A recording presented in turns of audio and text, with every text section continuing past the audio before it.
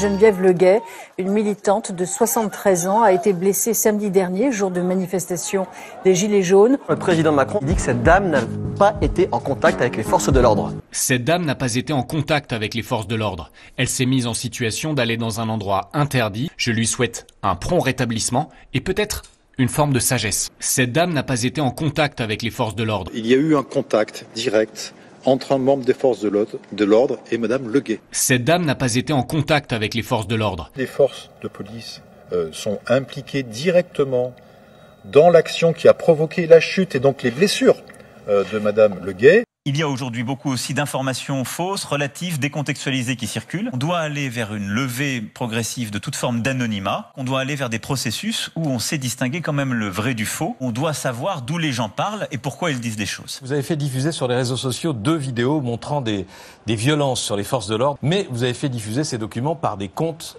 anonymes sur Twitter. Vous savez, sur Twitter, c'est un peu la règle. Ah, c'est la règle. S'exprimant non pas de manière anonyme, mais en disant d'où il parle et qui il est, on doit aller vers des processus où on sait distinguer quand même le vrai du faux. L'une des 2 vidéos était mensongère, puisqu'on y voit un individu projeter des chaises sur les forces de police, mais il n'a rien à voir avec celui interpellé par Alexandre Benalla. C'est un problème. J'en sais rien. Je ne sais pas qui est ce monsieur, je ne sais pas si c'est celui-là ou pas. Il ne cherche plus la vérité.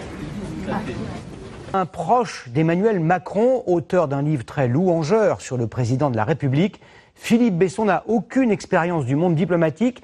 Il va pourtant être nommé consul de France à Los Angeles, un poste plutôt agréable et très envié. Cette désignation est rendue possible par un décret du 3 août.